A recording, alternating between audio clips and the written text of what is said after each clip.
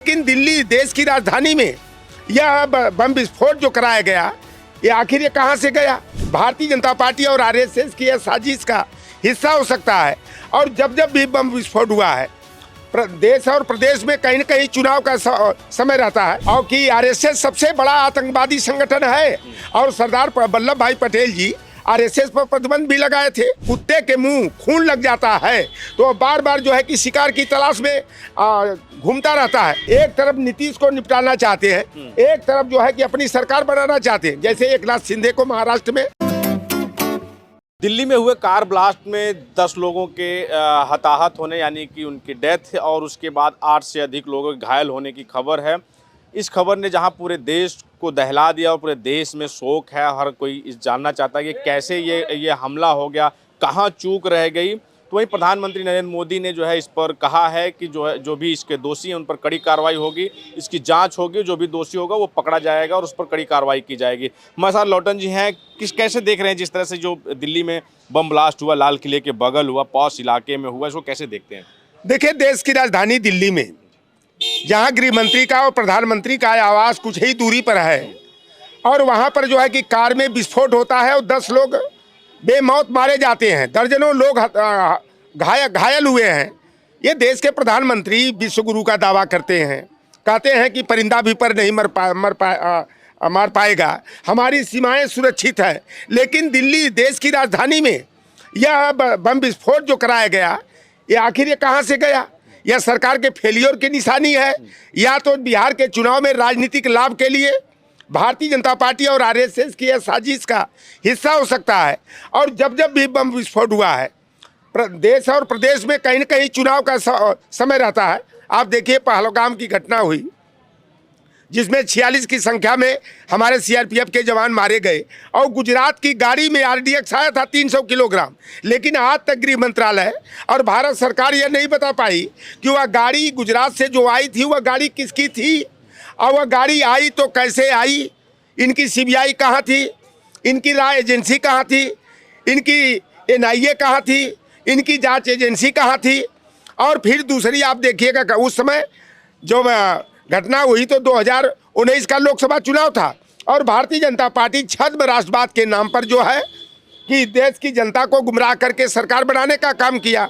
अभी आप देखे होंगे, जब बिहार और बंगाल के चुनाव की चर्चा चल रही थी तो 16 फरवरी को निशिकांत दुबे जो भाजपा के झारखंड से सांसद हैं, वह मैरिज एनिवर्सरी मनाने जाते हैं पहलगाम में, और पहलगाम में 3 लेयर की सिक्योरिटी पॉइंट बनाया जाता है।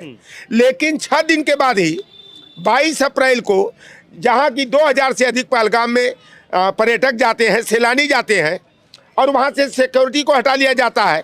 चेक पोस्ट जो रहते हैं उनको निष्क्रिय कर दिया जाता है।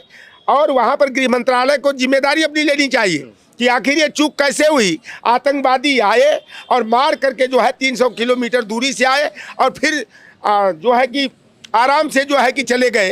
तो यह भारतीय जनता पार्टी राजनीतिक लाभ के लिए इस तरह के खड़े। आप कह रहे हैं कि प्रधानमंत्री नरेंद्र मोदी और भारतीय जनता पार्टी और सरकार राजनीतिक लाभ के लिए और बिहार चुनाव को लेके, इसमें राजनीतिक लाभ कहां से है और कैसे राजनीतिक लाभ और कैसे बिहार चुनाव में इसका फर्क पड़ेगा या असर पड़ेगा, ये आरोप कैसे लगा रहे हैं आप? देखिए, पहले ये हर मुद्दे को हिंदू मुसलमान करना चाहते हैं, और जो भी आतंकवादी रहते हैं। मैं तो कहता हूँ, देखो, सरदार पटेल जी कहा करते थे और कि आरएसएस सबसे बड़ा आतंकवादी संगठन है, और सरदार वल्लभ भाई पटेल जी आरएसएस पर प्रतिबंध भी लगाए थे।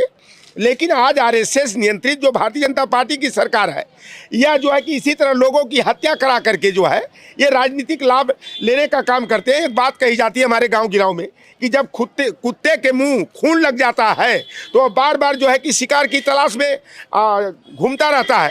आप ये बताइए कि पहलगाम की जो घटना हुई, तो गृह मंत्री को बताना चाहिए, अमित शाह को जवाब देना चाहिए कि 3 लेयर की सिक्योरिटी पॉइंट जो 16 अप्रैल को थी निशिकांत दुबे के जाने के समय, तो 22 अप्रैल को सिक्योरिटी क्यों हटा ली गई, चेक पॉइंट को क्यों निष्क्रिय कर दिया गया?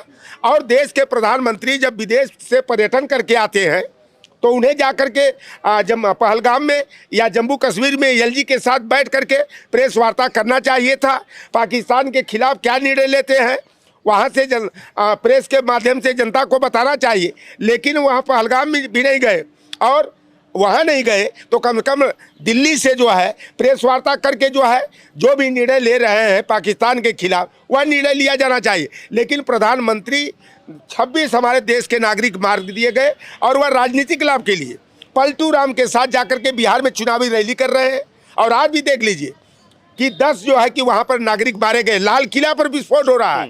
देश के पास इलाके में जो दिल्ली की पास इलाका है जहाँ की सुरक्षा का जो है कि जाल बिछा हुआ, वहाँ पर कार में विस्फोट हो जाता है। और इनकी जांच एजेंसियां कहाँ चली गई थी कि ये नहीं पता लगा कि आरडीएक्स उस गाड़ी में कहाँ से आया। आप इस आधार पर कह रहे हैं कि उस पर बात ना करने बजाय एक्स पर या कोई प्रेस कॉन्फ्रेंस ना करने के बजाय जो है वो बिहार चुनाव सबसे पहले सुबह उनकी पोस्ट जो आती है वो बिहार चुनाव को लेके आती है कि बिहार में मतदाता बढ़ चढ़कर वोट में भागीदारी लें, जबकि उस जो विस्फोट हुआ उस पर प्रधानमंत्री जी ने कोई प्रतिक्रिया नहीं दी। भारतीय जनता पार्टी विशेष करके देश के प्रधानमंत्री और देश के गृह मंत्री अमित शाह आपदा में भी राहत और आपदा में भी राजनीतिक लाभ की तलाश करते हैं।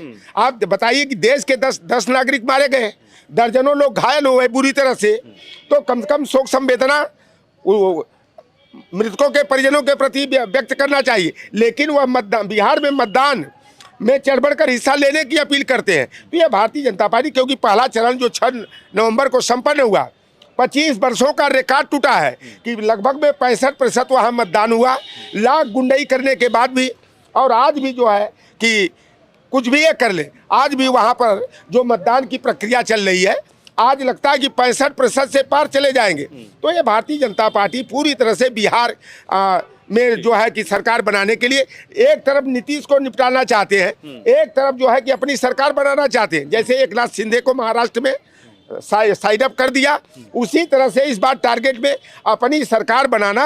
और चाहे चिराग पासवान हो, चाहे जीतन राम मांझी हो, चाहे नीतीश कुमार पलटू राम हो, इनको जो है कि साइड अप करने का लक्ष्य बनाकर भारतीय जनता पार्टी काम कर रही है। लेकिन वहाँ पर जो है लेकिन प्रधानमंत्री जी कह तो रहे हैं कि जो भी दोषी हैं वो पकड़े जाएंगे, उन पर कड़ी से कड़ी कार्रवाई होगी। तो क्या इस पर विश्वास नहीं है कि प्रधानमंत्री जी कह रहे हैं, जबकि अखिलेश यादव ने कहा कि प्रधानमंत्री कह दिया तो हमें उस पर भरोसा है और की कार्रवाई होगी। प्रधानमंत्री पर और गृह मंत्री की बातों पर कोई भरोसा मेरे जैसा व्यक्ति तो कतई नहीं करता। इसलिए नहीं करता कि गुजरात के गाड़ी से 300 किलोग्राम आरडीएक्स आया। और लोकसभा चुनाव 2019 से पहले 14 फरवरी जो शहीदों का दिन होता है, उस दिन जो है कि पुलवामा में जो है विस्फोट होता है, 46 सीआरपीएफ के जवान मार दिए गए। अभी तक उसका जो है कि गृह मंत्रालय ने खुलासा नहीं किया कि गाड़ी किसकी थी, गुजरात का कौन वह व्यक्ति था जो आरडीएक्स भेज करके सीआरपीएफ के जवानों को मरवाने का काम किया।